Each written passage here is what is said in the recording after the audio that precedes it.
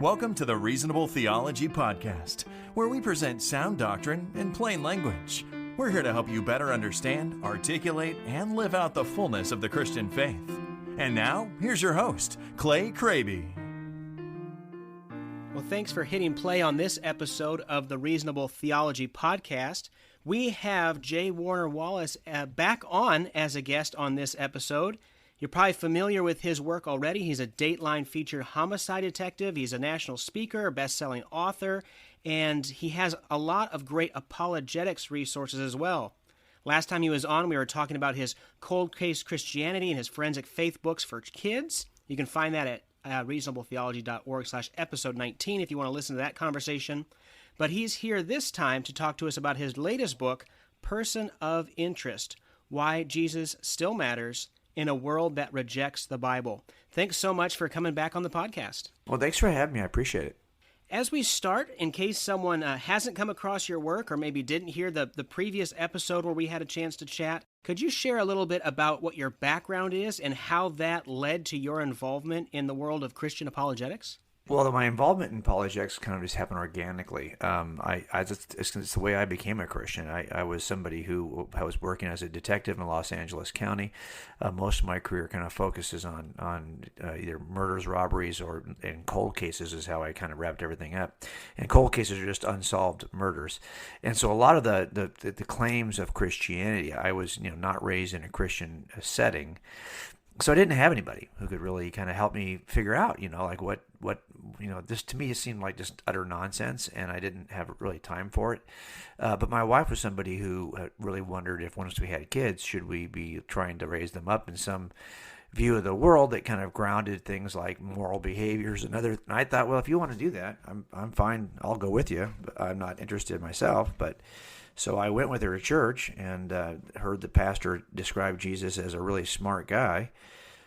So I thought, I'll buy a Bible to see what's so smart about Jesus. But in the end, it was kind of looking through the evidence for Christianity that led me to drop my guard long enough to hear the truth.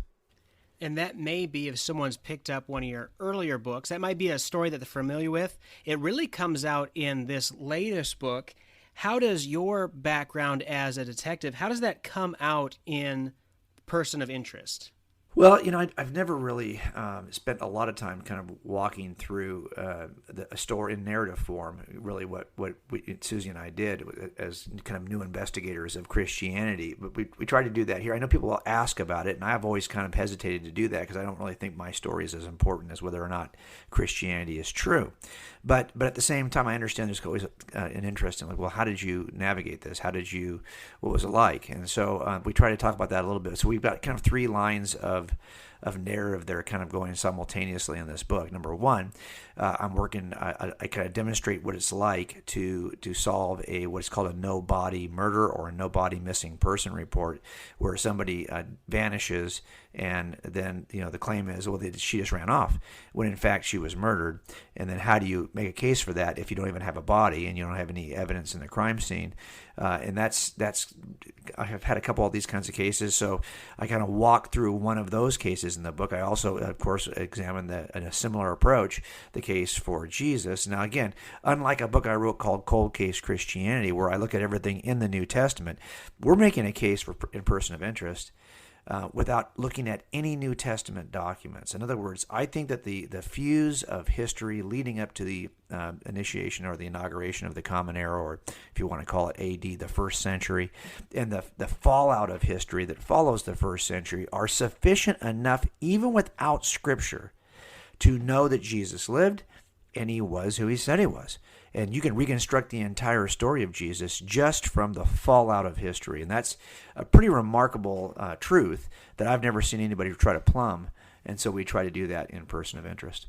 What are some of those historical records outside the Bible that point to the reality, the evidence for the person of Jesus Christ?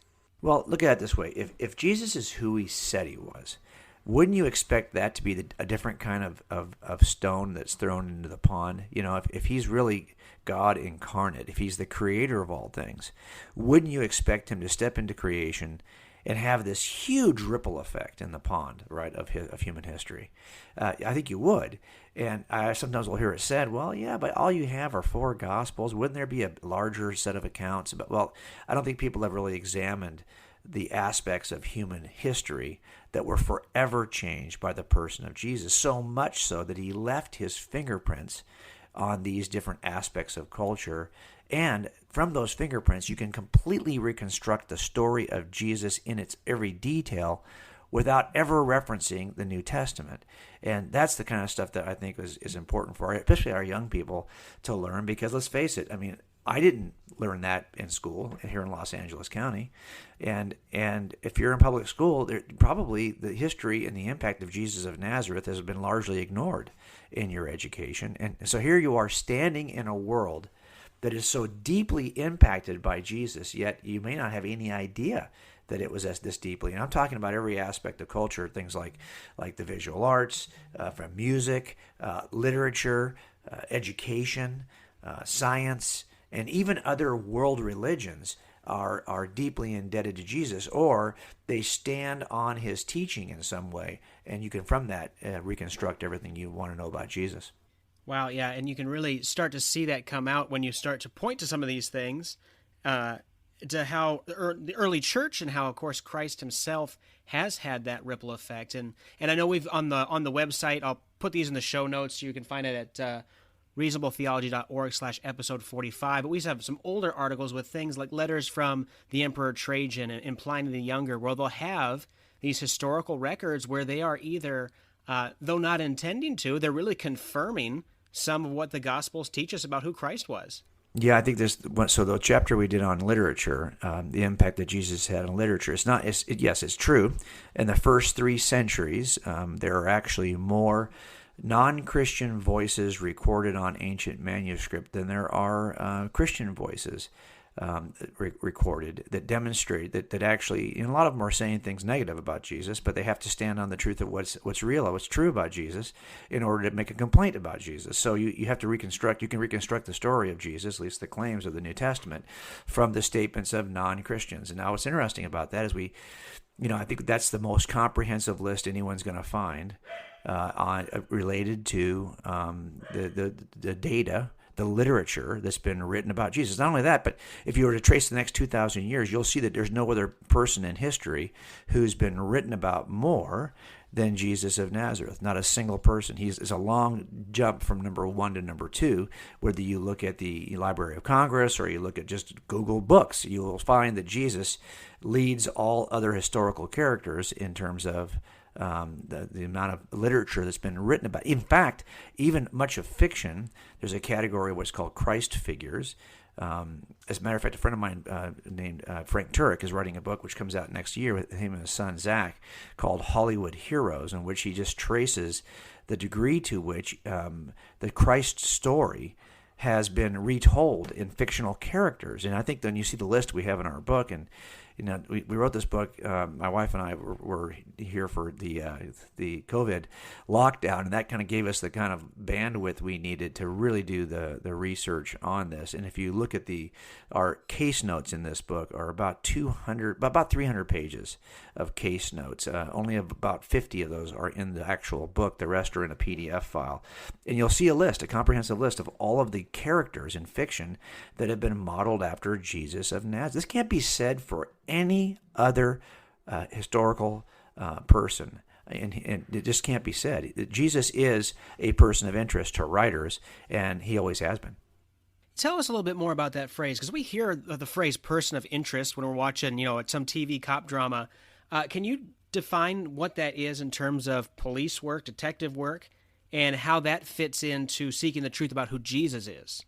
It's a relatively new term. That was in my dad's generation of detectives. Nobody was using that term, and really for most of my career, we never used the term either. But it has become a term in modern parlance in terms of investigations, maybe in the last 20 years, really since the 9/11 and other terrorist attacks.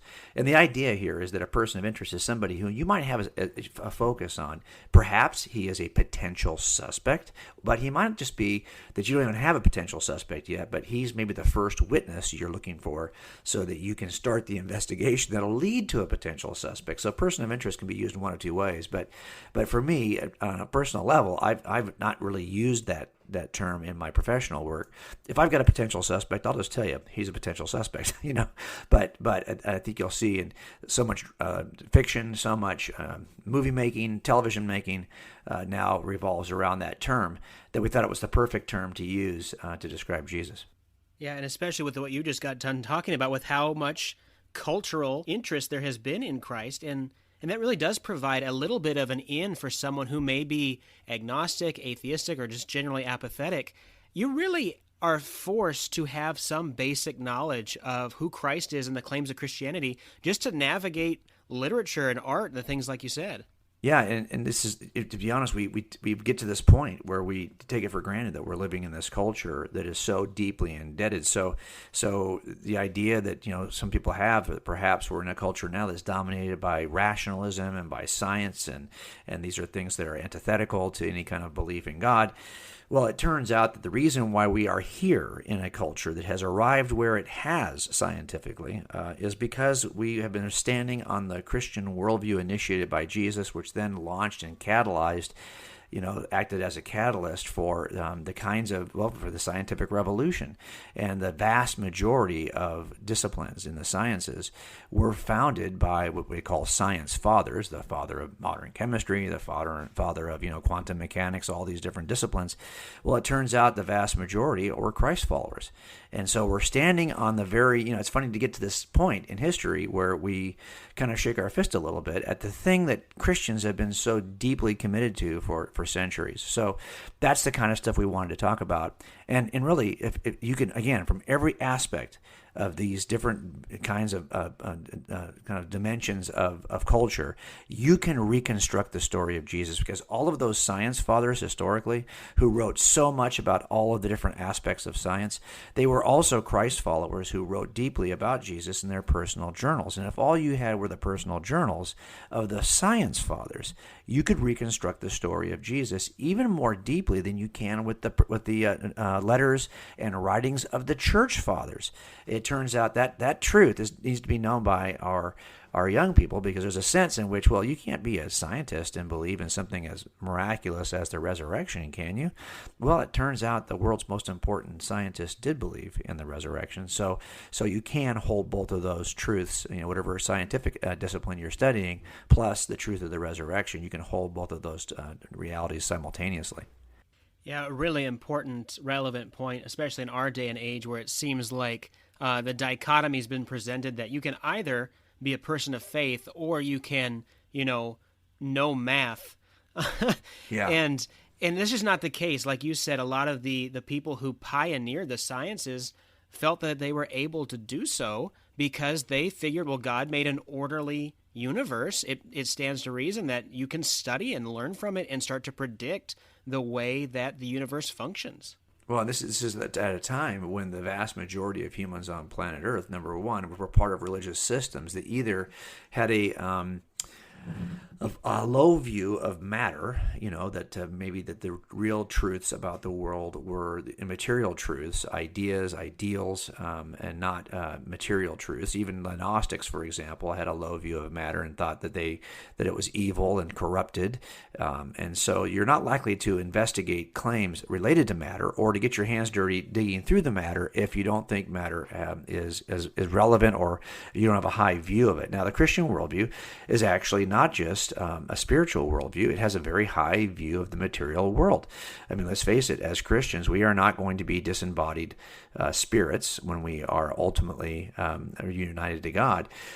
We will be given a resurrection body, a physical body. There's a high view of physicality in the Christian worldview. And that actually was one of the things that aided the ancients as they turned from just thinking.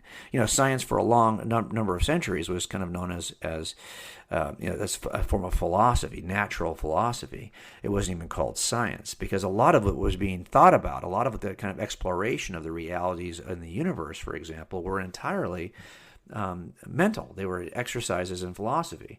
But Christianity went a long way toward moving that toward a physical exploration as well as just a philosophical exploration. As a matter of fact, it's Christianity which posits a God that is rational, yet distinct from his creation, that helped young early thinkers to examine the world with the expectation that the world would reflect the rationality of a God who is distinct from his creation, rather than every aspect of creation simply being a reflection of some capricious God who was controlling the lightning and controlling the waters and all these different gods who were constantly fighting with each other and stealing the wives of humans and doing all kinds of debaucherous things. Well, it turns out that view of the world inhibits the growth of science, whereas the Christian worldview actually catalyzes the growth of science. Well, a good reason to advocate for Christians to continue to work in and pursue and study those arenas where I think the general feeling is like that's something that we just don't even go towards now because they've become so atheistic, materialistic, and anti-Christian. But just look back some time, some generations, you'll see it was the Christians that were really pushing the ball forward in those areas. Yeah, as a matter of fact, if you look at the history of science after the formation of Islam, and so in about the first 500-600 years of Islam, Muslims had made great contributions to the sciences, and then it kind of stopped in the Middle Ages. And there's been much discussion about why it stopped, but a lot of it may be that it was theological, a view of the Quran that inhibited the examination of the natural world. If you think that in the end, whatever you discover in the natural world can never be synthesized, in other words, there's not enough flexibility within your scripture to synthesize anything you find in natural revelation with anything you find in the special revelation of the Quran as they see it, then what's the point in examining the natural world? In the end, everything you need to know, you will know from the Quran. And I think that's a view that actually inhibited the participation of Muslims in the sciences to the same level, at least, that they were before the Middle Ages. And so if we could easily do something similar now if we take a view that says, well, all that we really need to know is in Scripture, where if you think about the history of Christians who are involved in the sciences, they were so committed because they felt that their examination of the natural world was telling them something about God that was nuanced. It would always be consistent with what was found in special revelation, but there were things to be discovered about God, and you could think God's thoughts after him in this examination of the natural realm. You could actually become closer in your devotion to God through this kind of activity. And if we take a view that says, no, the only way to be closer to God is to be utterly involved in only one half of his revelation to us, the special revelation in Scripture, and ignore the natural revelation that God has given us in nature, well, then you could very easily retreat from the sciences. And that's why I think it's important for us to make a conscious decision not to do that.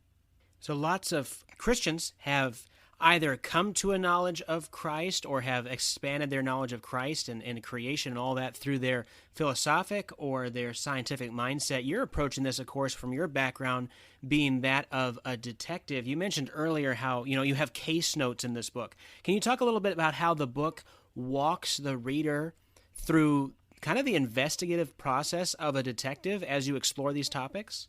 Yeah, first I'm just going to show you that template for studying, for working cases in which you have no evidence in the crime scene. So you can discard the evidence from the New Testament and you can still make a case because, again, if this woman disappeared and it's a murder, well, on the day she disappeared, even though I have no body, even though no one reported it for a while, even though everything's been remodeled in the house years later, now we're opening the case for the first time and we've got no crime scene, no body, no evidence. Well, we know that something on that day explosive happened, and all bombs are preceded by a fuse that burns up to the point of detonation. And after those bombs detonate, there's shrapnel all over the blast radius. So we're going to investigate these kinds of cases by studying the fuse and the fallout in the timeline of events. And the same thing we're going to do in the book, in studying the case for Jesus. We'll look at the fuse of history that burns up to the appearance of Jesus, and then all of the shrapnel, all the fallout that's in the blast radius after Jesus, after the first century. And from just the fuse and the fallout. So the book just walks you through a case in which you look at the fuse and fallout for a missing person, and then we'll also at the same time walk you through the case for Jesus. And then the third aspect of the book is that you get to hear a little bit about how I journeyed through this from disbelief toward belief. So you can kind of see three stories happening, and it's very visual, right? Because when we make these cases in front of juries, it's entirely visual. I mean, that's just the approach I've taken really for probably the last 15 years that I took all that background I had as an artist and as an architect before I became a detective, and I just kind of leveraged it toward making cases visually. So this book has over 400 illustrations, even though the text itself is only about 250 pages long. So you have many times more than one illustration per page. And the idea here is to kind of have you see, it reads fast. And I want it to read fast because that's why the case notes are so deep. There are far more words in the case notes than there are in the actual, and that's not unusual when you do a trial in front of a jury. You might have so much evidence that you could present over the course of 10 weeks. But when it comes to the closing argument, you're going to make that in about 3 hours.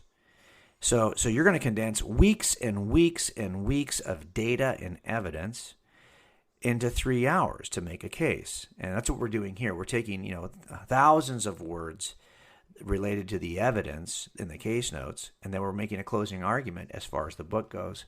And so it does, I think, read in many ways, it's much faster. But at the same time, I knew that people would have questions. Like, okay, so if you're saying there are 950 prominent scientists that are involved in the history of science who are Christ followers, who are either fathers of their disciplines or contributed in some major way, winning awards and Nobel Prizes and all of that, well, I need to give you that list. But that list might occupy 25 pages of the book. I'm not going to do that to you, so I'm just going to kick it off to the PDF file, which you can download. And I hope people will see that as a valuable part of this process, right? Like, you have to know what is the evidence upon which we're making an argument, and so that's in the case notes. So you mentioned this fuse and fallout approach of investigating things. To me, it sounds like the fallout is what we talked about earlier, where you have, these ripple effects in art and in culture and literature and all those things. Is that correct? That's right. So what is the fuse? What are you looking at prior to, Christ coming in his earthly ministry? What constitutes that fuse that you're investigating? Well, I trace in this book three kind of lines of evidence that are part of the fuse leading up to the appearance of Jesus. One is cultural, one is prophetic, and one is spiritual. And what I mean by spiritual is I mean that there ancient people groups worshipped gods. And these are gods of their own imagination, and each group has got a different way of shaping what their gods are like. But it turns out they all have about 15 common characteristics, common expectations that seem reasonable to humans who are thinking about God. Even though these may shape out very differently, it wouldn't surprise me to find that there are these common expectations we have of God. For example, most of these all of these deities appear somehow supernaturally. Well, that makes sense, right? You think that God exists, he's supernatural, he can do all kinds of crazy things, he doesn't have to obey the laws of nature. Why would you be surprised that he would appear in a miraculous way? Even Jesus, for example, appears in a miraculous way. Also, you'll see that every single one of these gods performs miracles. Well, of course, if you think God's got supernatural power, you're probably expecting him to be able to do supernatural things. And so these are the kinds, and so I make a list of all 15 of these things. And it turns out that only one person ever shows up in history, because even the most robust expression of these expectations in ancient mythology is only about 10 out of the 15 attributes. So none of these myths has more than about 10. Some have as few as 6. But then Jesus appears in history, possessing all 15 of the expectations of humans related to God. He is the most robust fulfillment of our expectations. And that to me is interesting, right? I mean, I certainly don't think it's reasonable to assume that the gospel writers were trying to convince a Jewish audience that Jesus is the Jewish Messiah by borrowing the attributes of pagan mythologies. Instead, it just turns out that every people group, by the way, you'll see that within Judaism, there are types that precede Jesus that sound a lot like Jesus. And I trace about maybe a handful of these, 5 or 6 in the book, to show you how similar Jesus really is in rough outline to Moses and Joshua and Jonah and David, and you can go on and on. And so I just want people to see that, yes, he ends up meeting the expectations of all groups, both the pagan groups and the non-pagan groups, and he ends up with the most robust expression of their expectations. Now, why would that be? Well, it turns out that if God wanted to appear in history at a time in which the expectations of all people groups were at their peak, he would appear at a time in which all of these deities, all of these worldviews are being actively pursued by people who have active expectations related to God. And that gives you a window of opportunity.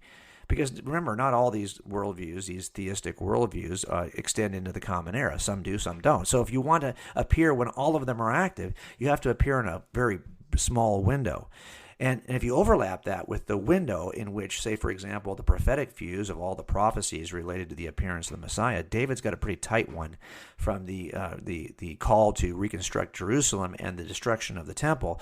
When you overlap these two windows of opportunity, you get a smaller common window of opportunity for both the prophetic views and the spiritual views. And if you overlap on that, the cultural views, so that if you show up on planet Earth, the most number of people on the planet can hear the story because the infrastructure of the Roman Empire happens to be in place with a 200-year period of peace called the Pax Romana.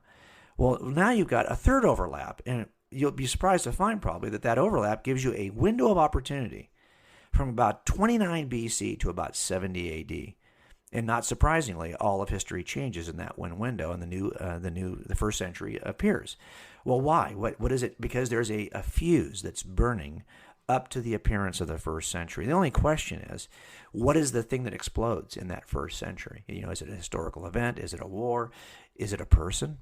And that's where I think it becomes interesting to see the way that Jesus fits the expectations, fits the messianic prophecies, fits the timing of the Roman Empire in a way that nobody else does.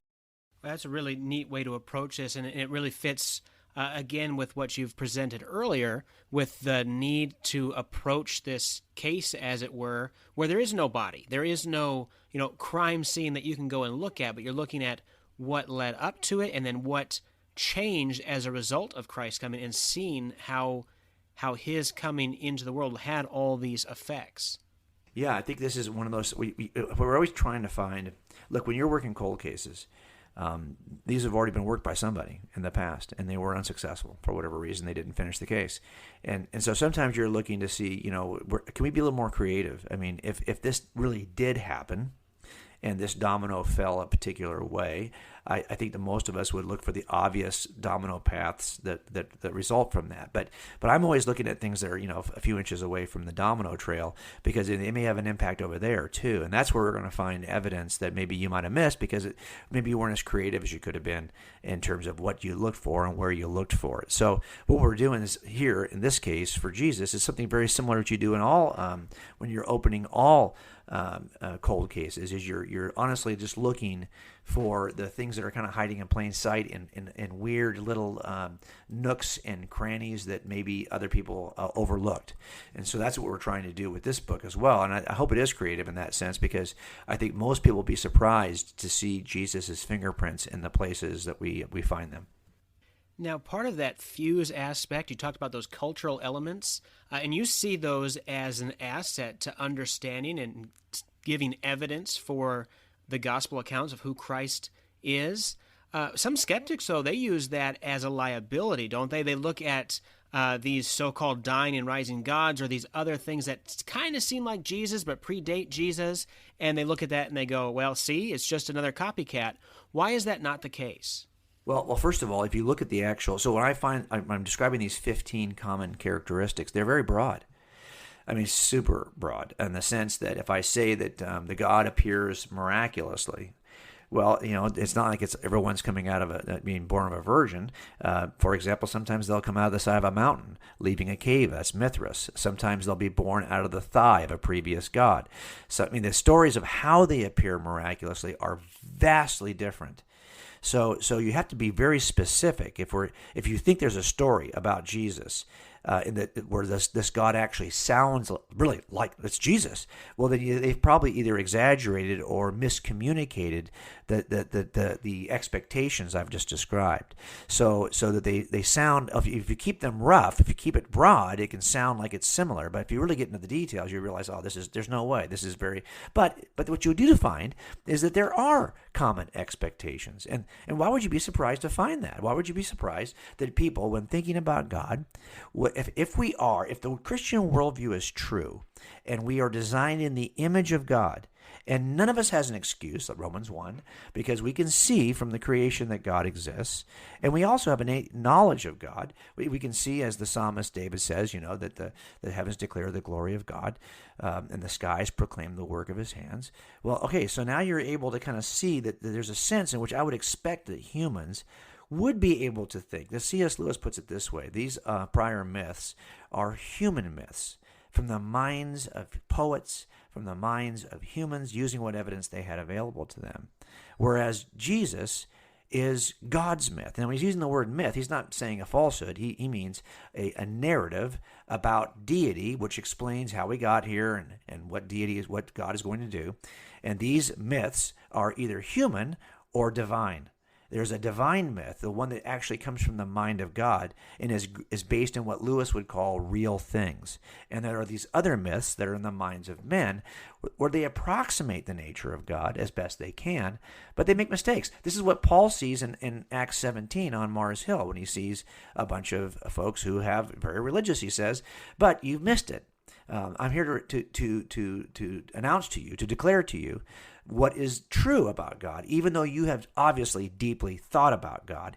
And that's what we have in history. We have people who are thinking about God, and then God arrives, and he fits their expectations, and you see a tidal wave of belief from all over the known world when people are introduced to the real God who meets the expectations they've had all along.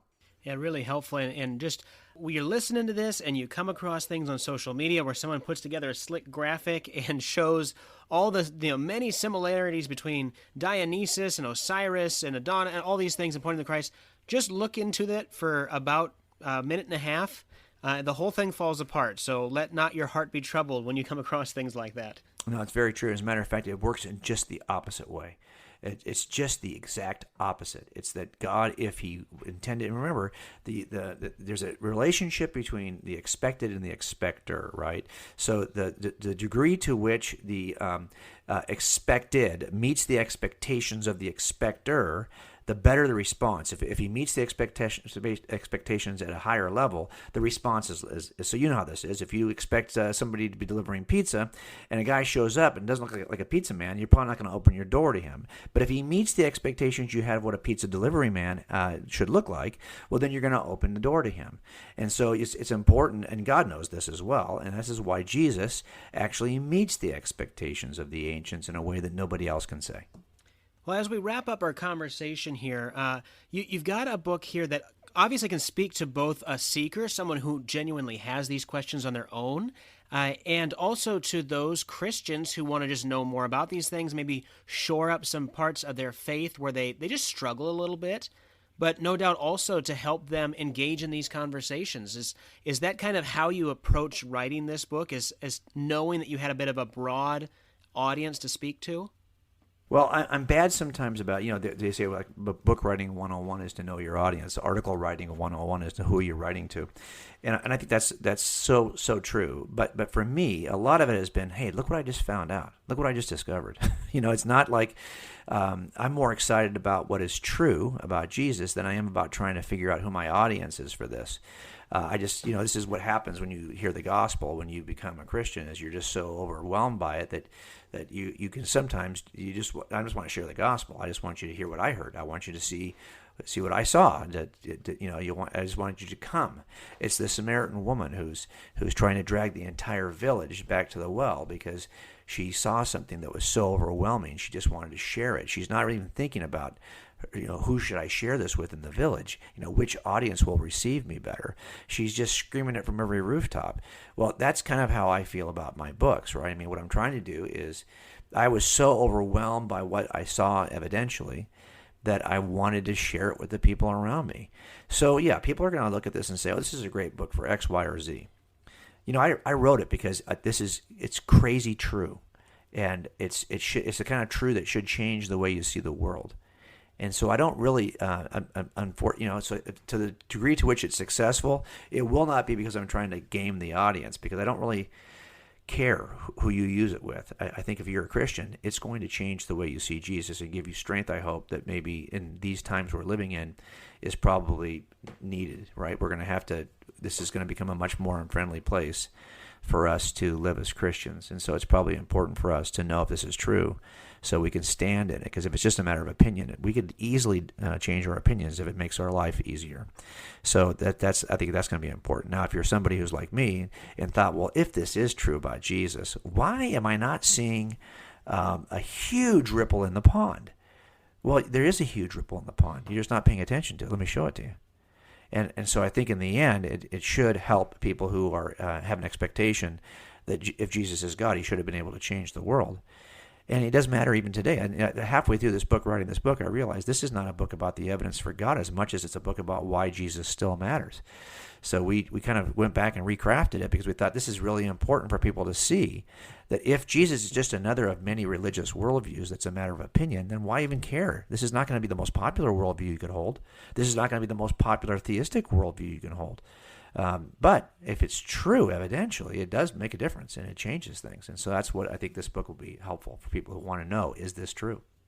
Absolutely. I think there's something for everyone in this book, whether you are already a believer. I think this is, it's just genuinely very interesting. The things you've been talking about are very interesting, but also can help just give you maybe greater confidence as we enter into what is almost definitely going to be more and more pressure against those who are Christians to kind of cave into the culture around us. And also be on the lookout for someone that you can give this book to, a friend, a relative, maybe someone who's on the fence a little bit exploring these things. It could be a great help to them. The book is Person of Interest: Why Jesus Still Matters in a World That Rejects the Bible. Can you share with us where folks can go to learn more about you and your ministry and also pick up a copy of the book? Absolutely. So our ministry is at coldcasechristianity.com, coldcasechristianity.com. But the new book, and that's where everyone's going to get it, is at personofinterestbook.com, personofinterestbook.com, and all the information is there about both. Excellent. Well, our guest on this podcast has been J. Warner Wallace. Again, the book Person of Interest. I encourage you to go pick up a copy. Thanks a lot for joining us again. I really enjoyed the conversations we've been able to have. Thanks so much for having me. I so appreciate you. Thanks for listening to the Reasonable Theology Podcast. Be sure to visit reasonabletheology.org for more helpful resources on understanding, articulating, and living out the Christian faith. In addition to the show notes for this episode, you'll find articles, videos, book reviews, and much more. That's reasonabletheology.org.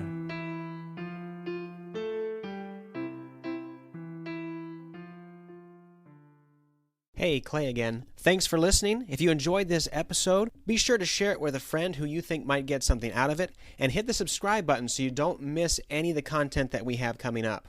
Also, if you haven't already, I'd greatly appreciate it if you could leave a rating and review in your favorite podcast player. Thanks for listening. We'll see you next time.